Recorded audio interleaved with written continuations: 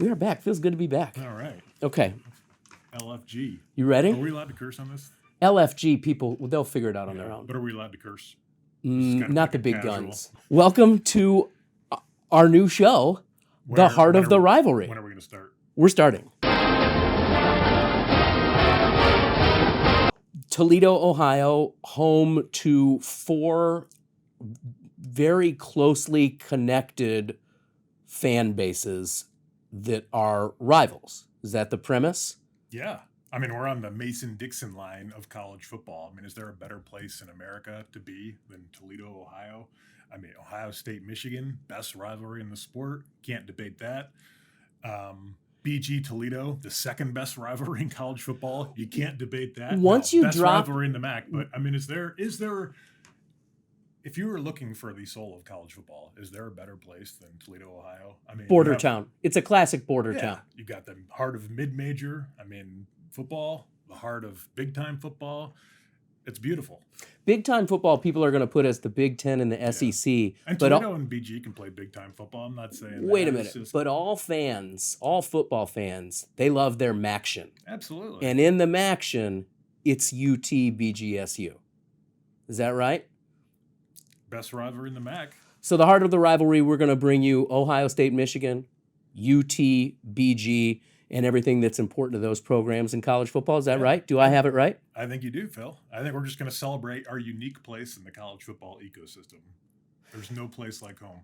So why don't you tell us why people should listen to you, David Briggs, esteemed Toledo Blade columnist? Well, I mean, come on. We know more about college football than between you and me and the rotating casts of guests we will have on. I mean, think of the brain power. I mean, we'll be able to solve all of college football's issues. It's really between you and then whatever else would be here. We are drawing on the limitless power of David Briggs. No, we're just going to try to have fun, talk about our local teams, and especially as the rivalries, as the collision course comes down the tracks, we'll dive more into the specific games. But I got to say, I mean, this year is as exciting as ever. I mean, I picked probably my famous last words, but I said Toledo and Bowling Green will meet in the MAC championship game for the first time this season. That would be awesome. Miami's another team in the mix. BG hosts them in the finale, Black Friday finale. So that should be an awesome, huge game of the Doit. So I think this is the year. That's why we're starting the podcast this year. This is the first year BG Toledo will play in the MAC title game.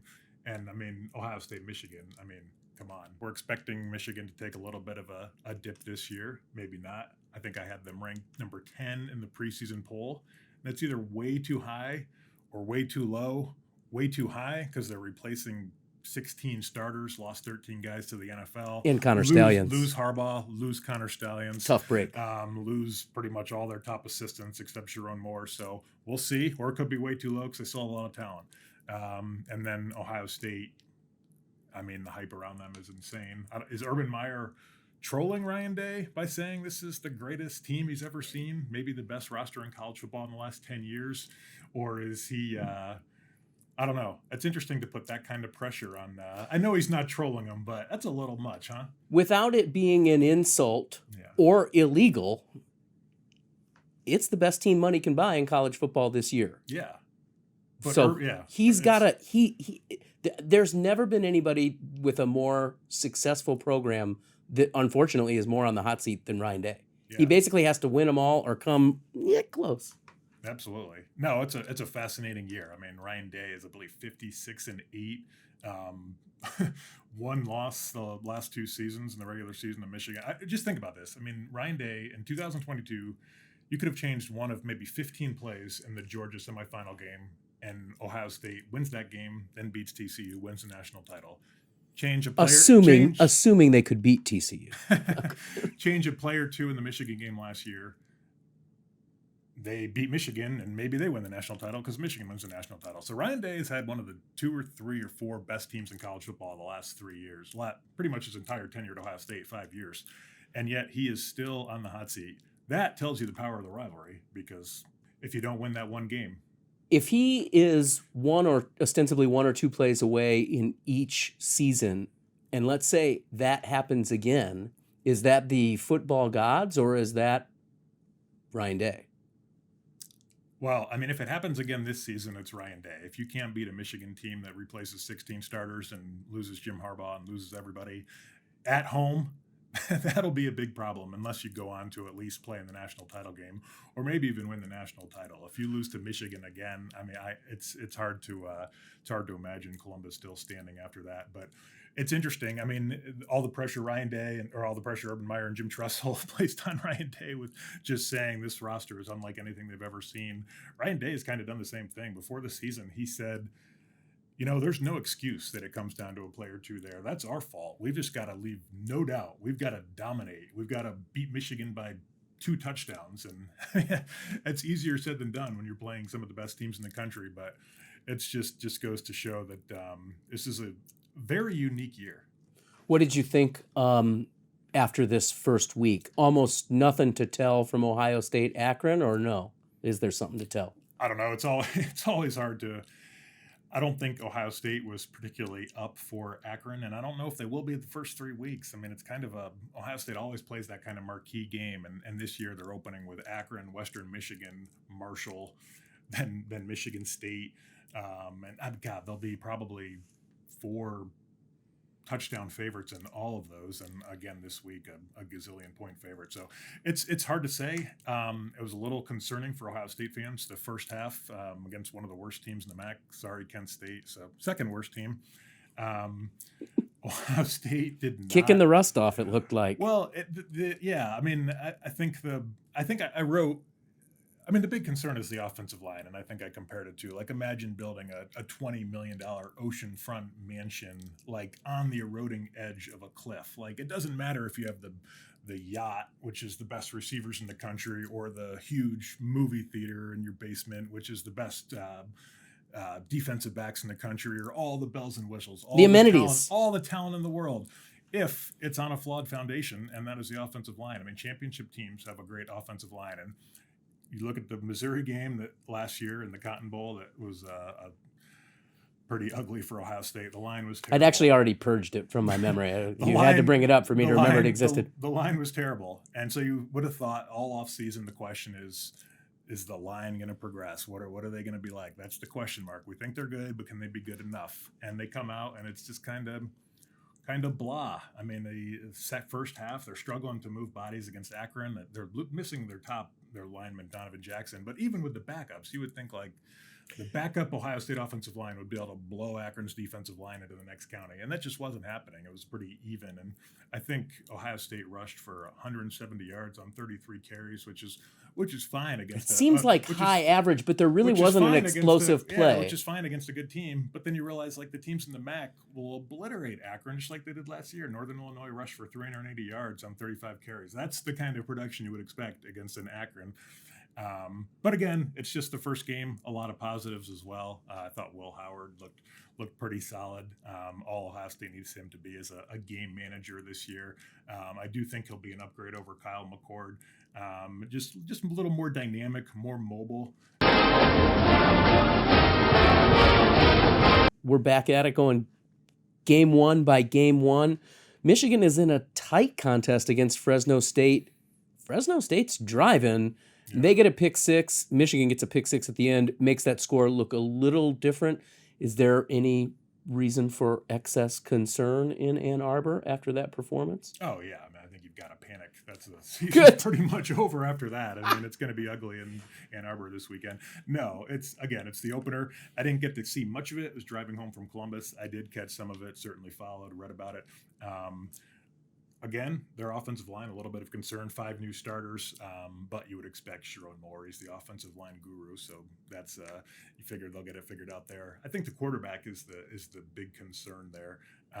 Davis Warren, the guy who won the job, what an amazing story. I mean, he battled leukemia in high school, from California, battled leukemia in high school, walked down to Michigan, and wins the job this year in his 4th season. And but I just don't know if he's dynamic enough. And you wondered if the timing of Harbaugh's exit is kind of the gift that keeps on giving for Michigan, because you would have liked to see Michigan grab a guy in the portal, a guy who maybe is just ready to go and can offset the growing pains with the offensive line and can kind of turn the key and go.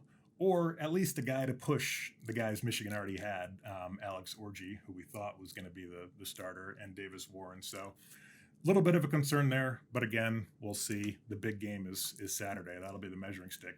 Well, Harbaugh did sort of technically get that because he's got Justin Herbert. So he's got a turnkey quarterback. That's where true. He went. Absolutely. Okay. Yeah, that doesn't, no sweat off his back. Who cares? What about you? Let's take UT and BG together. But I think there's just something to be said for taking care of business against an FCS school. Obviously, you expect these games to be you win by 3, 4, 5 touchdowns. FCS teams have 63 scholarships. Teams like Toledo BG have 85, a lot of other advantages. So you just want them to just kind of get their feet wet, look good. Wasn't long ago that BG and their forever rebuild was struggling to beat these FCS teams. Sometimes lost to them. So just taking care of business. I thought their 2 quarterbacks, Connor Bazelak for BG, looked very good. Offensive line for BG looked awesome. And in Toledo, Tucker Gleason replacing DeQuan Finn. Thought he looked really good. I don't want to make any bold predictions, but I don't think Toledo's going to have a drop-off at quarterback. It's kind of crazy to say with DeQuan Finn transferring to Baylor and won MAC Player of the Year last year. But I think Tucker Gleason adds a unique wrinkle, and he'll be solid. You can't plan on this kind of thing, but for all of college football fans, one of the most exciting plays to kick off the season was Bowling Green 100-yard kickoff return. That's got to be one of the most exciting plays of the entire. I know it's not technically week 0, but week 1. Did you watch that play? Of course you did. Oh, I saw it. I was in the Glass Bowl press box, but everyone was like, "Holy smokes!" Yeah, 100 yards. I mean, look at all the people on Twitter who were talking about it, or X. Sorry. I mean, even LeBron James is talking about Bowling Green football, and I think it's Scott Van Pelt led off SportsCenter with it. He leads off each week with the best thing I saw today, and what better to start the season with a 100-yard kickoff return, a minute and a half from Bowling Green, leading off SportsCenter, and it ends with I Ziggy Zumba singing in the locker room, and it just makes it what an awesome light for the MAC, awesome light for Bowling Green, makes Bowling Green look like a pretty cool place to be, which it is, just like Toledo. So, but talk about a good recruiting pitch. So we're going to do what we call our halftime segment. We all know halftime is when the band trots out and we get to be entertained. Dave, what's interesting in college football this week? Well, one interesting thing is Toledo is hosting UMass, though UMass is not yet a member of the MAC. I just had an interesting conversation with UMass's AD, Ryan Bamford. If he did not answer my call, I would not have blamed him. I've not been very kind to the folks from the Bay State. As you may have heard, UMass is joining the MAC beginning next year in all sports. Previously, UMac was a football-only member in 2012 to 2015. Then they got booted from the MAC when they refused to join it as a full member, meaning all the other sports, basketball and whatnot. UMass finally gave in and is going to join as an all-sports member next year. And baseball, softball, basketball, and basketball will be kind of cool. I mean, we grew up we love college basketball in the 90s. I mean, what program was hotter than UMass? I mean, Marcus Camby, John Calipari, vacated Final Fours. Dr. J, if you want to take it even further back. I mean, talk about incredible alums there. Lineage. Yeah. I guess I have been very critical of it from a little bit from the MAC's perspective. It's a little confusing with this doesn't fit into the geographic footprint. I do think it's exciting for men's basketball, but that's about it. Football doesn't really make any sense. I've been more critical of it from UMass's perspective. Like, what are we doing?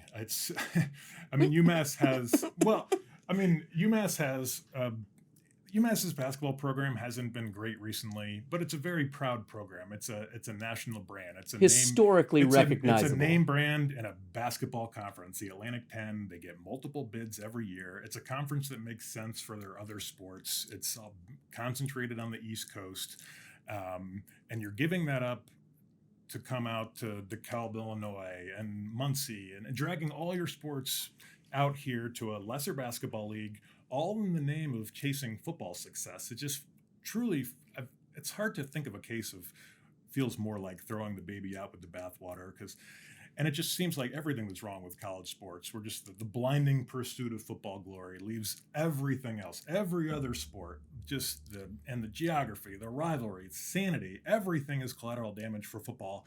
And for what? Their football is terrible. Like since they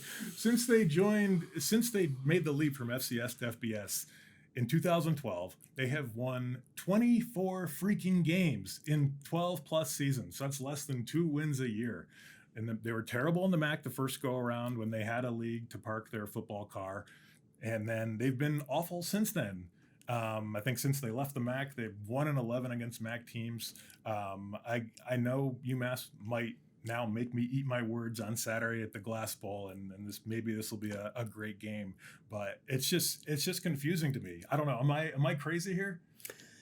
If they've won that few games, especially against the MAC, the answer to all of your questions must be revenue.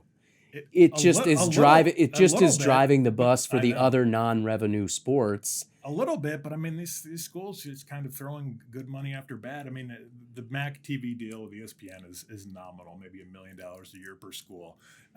They obviously want access to the playoff, college football playoff, and you need to be in a conference for that. I understand that, and you're going to get a couple $1 million in revenue from that. But money at the MAC level, I mean, football is a big money loser. Even it is the biggest revenue driver, but at the end of the day, you're losing money. So their play is they think this is going to enhance the profile of the school, and maybe it will. I mean, they do have. It's getting talked about on the Heart of the Rivalry. It's getting a little bump. Yeah, I know. We're getting the HOTR bump. We're playing into it here. That's right. Yeah, it's just I don't know. It's just all the realignment is just frustrating. And as a college football fan, I mean, even USC and UCLA and Washington and Oregon joining the Big Ten, it's really cool. The novelty of it is awesome. But in the end, like, what are we doing? Like, Ohio State's volleyball team is now going to have to go out to UCLA just for all this football. It's just, I don't know. It's great. I'm just, that is crazy. And maybe a little bit more for the second show when we dive into the socioeconomic ramifications of the current college football landscape. But by the way, did you know UMass is one of the best universities in the country? I knew it was a good school. I didn't realize like how awesome they are academically. I did not know that. Are you going to say I did not know that? I couldn't get in there. It's a public university. I definitely couldn't get in there. I could not get into Ohio State now. I don't think. Could you? We both went to Ohio State. I don't know if you could. If I may. I like that our degrees are going up in value, but. My degrees from 2 esteemed Big Ten schools. That's right. Doubled up. So I've got Northwestern and their quaint little stadium on the lake. It's so cute. Yeah. How are they going to go inland now? That's awesome. I love it. It is kind of awesome. Probably about the same size as UMass's stadium. Not to drag on UMass, but no, UMass is the number 32 public university in the country according to U.S. News and World Report, and I think it will not only be the highest rated academic school in the MAC. It would be the highest rated academic school in 7 of the 10 FBS conferences. So that's why we're bringing him in. That's why we're bringing him in for the Ivy League Bowl, absolutely. For the debate bowl. Miami calls itself the public Ivy. Buffalo's a good school. I mean, is there a better academic conference than the MAC? I mean, come on. Oh, wow. Wow. The MAC knows no bounds. I know. All right, David, that's been a great halftime segment. We come back, we're going to do a little scouting. All right. Okay, so now we're going to do a little scouting segment where we're going to have one thing to look for each of our teams in their upcoming game. BG going to Happy Valley, play at Penn State. On paper, you would think this BG does not have a chance, but how many times have we said BG doesn't have a chance in the Scott Loeffler era, and they've pulled just a ridiculous upset? A few years ago, they were 30-plus point underdog at Minnesota. BG wins. Last year, almost as big of an underdog at Georgia Tech. BG wins. I don't see it happening this time, but BG gave Michigan its toughest game last year until the final weeks of the regular season for Michigan. So I think BG will come to play, maybe keep it close for half, but just the way BG gets up for these games will be something to watch. Maybe they have the special teams advantage already, too. Yeah, absolutely. Get a couple 3 pick sixes, a fumble return. 3 pick sixes. Yeah, 3 pick six, 2 fumble returns, and you'll be right there. So you mentioned BG gave Michigan their toughest game until they got later in the season. What should we look for in Michigan's game this week? big noon showdown in Ann Arbor. It's hard to get a bigger measuring stick game for Michigan than this. I don't know. Again, on paper, this looks like Texas could roll. I think the line started at 3. It's been bet up to about 7.5. Everybody's on Texas. Texas returns 15 starters from a playoff team. Michigan returns almost nobody. Texas has the huge edge at quarterback in Quinn Ewers, the mulleted old Ohio State transfer. Well, I don't think he has his mullet anymore. The mullet, the power is gone. He's as good as it gets in quarterback in college football. So even if the talent was just even across the board and you had this Texas's quarterback versus Michigan's quarterbacks, I would pick Texas. But I think Texas has the edge in a lot of spots. So I think I would pick Texas to win by about 10, but hard to say. I mean, Michigan's defense is still loaded, so we'll see. Okay, so what are we looking for from the University of Toledo Rockets this week? Can they hold off Dr. Blitz, Don Brown? He's the Toledo breaking in an all-new offensive line as well. Crazy stat, Toledo's the only school in the country that does not feature a single player who has started an FBS game with their offensive linemen. So, and then you're going up a guy who just dials up all sorts of crazy exotic blitzes. Didn't usually work against Ohio State. Maybe it will work a little bit better against Toledo on Saturday, but a new look offensive line going up against Dr. Blitz at UMass. That's what I'm looking for. The Ohio State Buckeyes, what are you looking for in their second game of the season?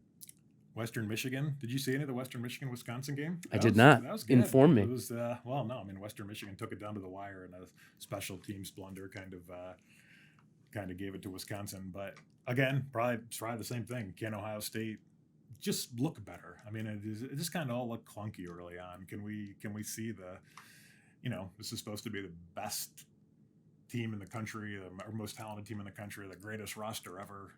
Can they just look good and win 100-0? I know it's not going to happen, but the thing I'm looking most triple for digits I mean, if you just get triple digits, it's fine. No big deal. But if you would the line taking another beating this week, you would just expect them hope for their sake that they can just come out and dominate and show. Maybe it's not as much of a question mark as we may think. Has there been a significant upset in the first 2 weeks of college football? There really hasn't. Well, yeah, I mean, Florida State is losing to Boston College, and the way they looked, Georgia Tech and Boston College, Florida State should have been a playoff team last year. Yeah. Just completely, I mean, napalming their season in the first couple of weeks.